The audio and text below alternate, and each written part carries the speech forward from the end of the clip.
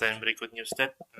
Afwan, kalau misalnya kita membaca zikir pagi Ustaz, misalnya surah Al-Ikhlas, kemudian Al-Falaq, yang dibaca 3 kali masing-masing Ustaz, apakah harus membaca basmalah lagi atau tidak Ustaz?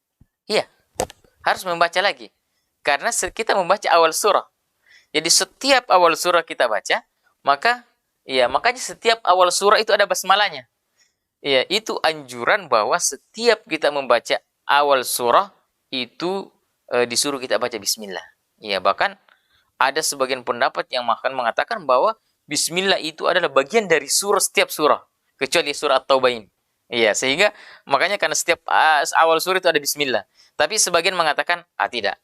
Iya, yang awal surah yang bismillahirrahmanirrahim itu hanya di Al-Fatihah saja yang yang termasuk ayat pertama di surah Al-Fatihah saja yang ada bismillahnya. Jadi bismillah di surah-surah lain itu tidak dianggap sebagai awal surah. Iya. Tapi ada juga yang menganggap bahwa bismillah itu bukan bagian dari Al-Fatihah. Sehingga dalam mushafnya, saya punya mushaf namanya riwayat Qalun. Ya, itu kalau kita perhatikan di surah Al-Fatihahnya itu tidak ada bismillahnya. Iya. Ayat pertamanya itu alhamdulillahirabbil alamin. Ayat ke-6 itu nanti di siratal ladzina an'amta alaihim. Itu ayat ke-6. Ghairil maghdubi alaihim waladdallin ayat ke-7.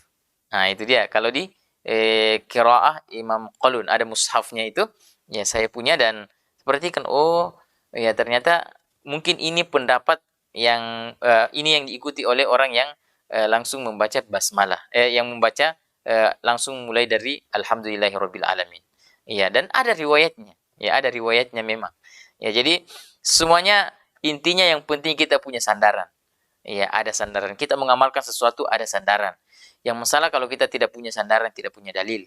Iya, itu yang masalah. Iya, selama kita punya guru yang mengajarkan kita, selama kita punya ada hadis Nabi yang sahih yang kita baca lalu kita amalkan, itu tidak ada masalah. Iya, seperti itu. Wallahu alam.